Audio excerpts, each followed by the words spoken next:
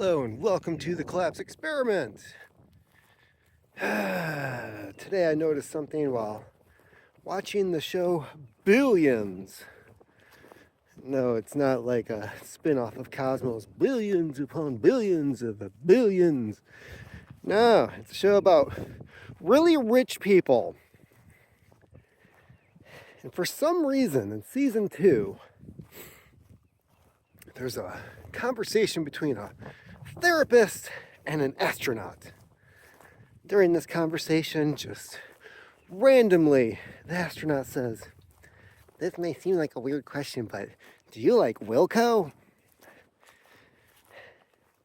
Wilco is a well-known band, but also a obscure band.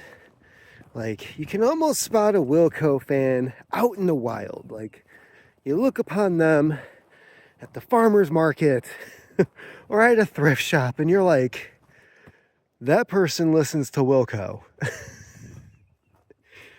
So, where did I get this Wilco conspiracy from? Well, this is not the first time that Wilco randomly appears in a TV show. Now, I have a theory.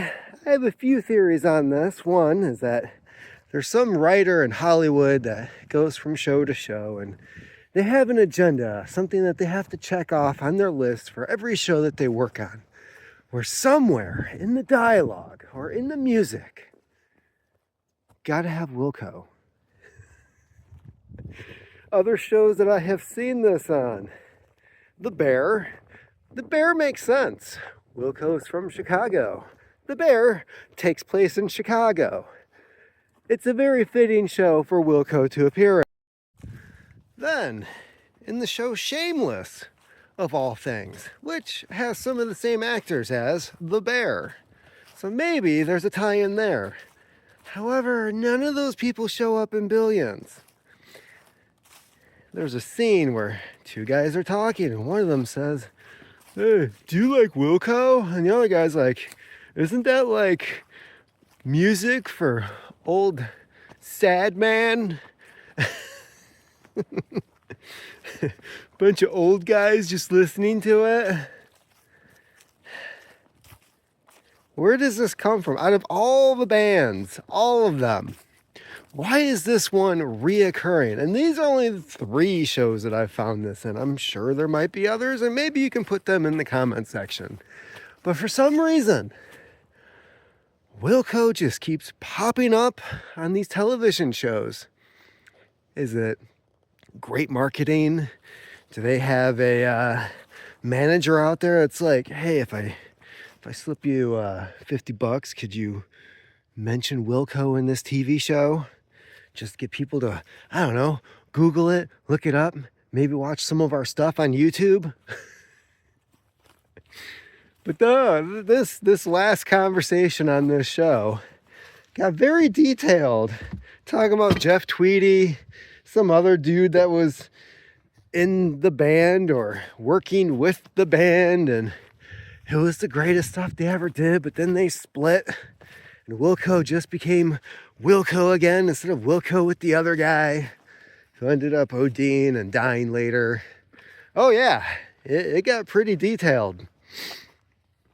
Did it have anything to do with the dialogue that was happening beforehand? No, not really. They tried.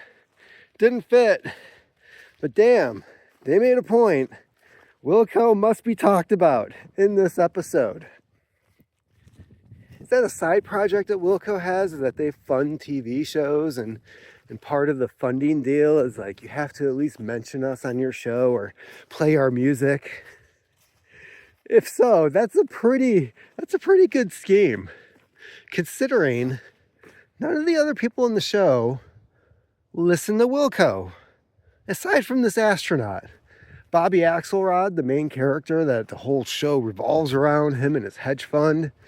No, he's wearing Metallica t-shirts, Megadeth t-shirts. In one episode, he hangs out with Metallica. Yeah, they even had a cameo. Now, does that mean like, oh, you gonna go on a Metallica conspiracy? No. Because if anything, if there's one thing I know about Metallica, these guys will pretty much do anything for money. Oh, they made a Metallica nail polish? Oh, we're suing because we came up with that. Like the word Metallica never existed before there was a band. Be like Motley Crue going after Somali pirates because they called themselves a Motley Crue, which used to refer to a band of pirates. No uniforms, everybody dresses individually. There's no rank, there's no order. It's a Motley Crue.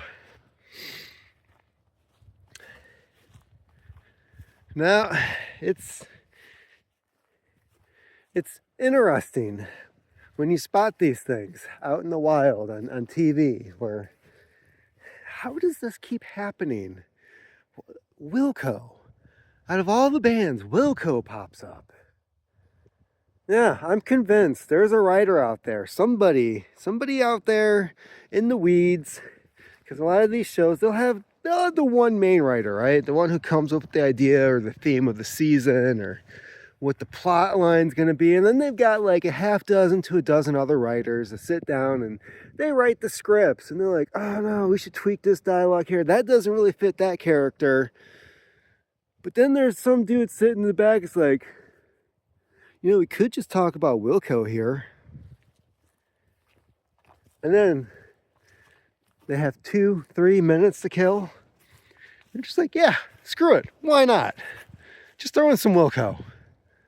There'll be something different. They'll switch things up. Kind of like that band. Why not?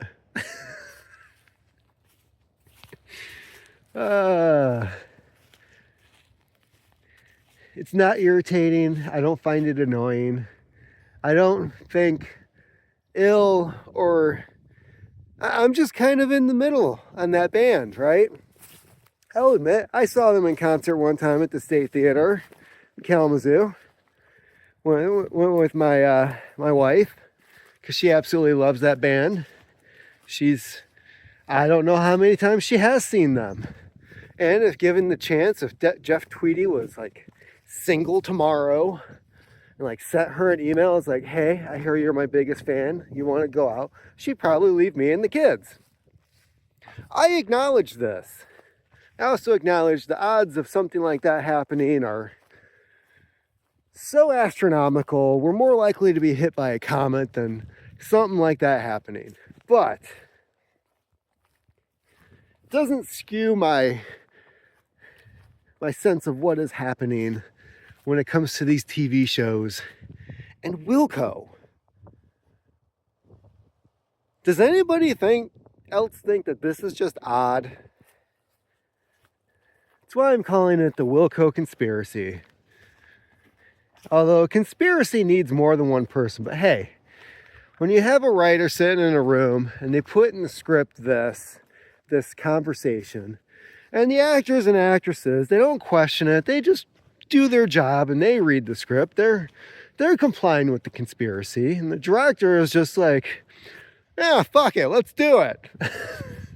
They're complying with the conspiracy. Do you see where this is going? Now, is Wilco paying for this? Or are they just getting a free ride from Hollywood as to like, you know, this band deserves more credit than they're getting. Why don't we just have them talk about it in billions? Season 2 of all things, not season 1 where they could be risky and it's like, oh, we don't know if there's going to be a season 2. What if this show flops? Oh my gosh. Yeah, season 2 where ratings were good the first time around. Then in the middle of season 2, they're just like, let's talk about Wilco.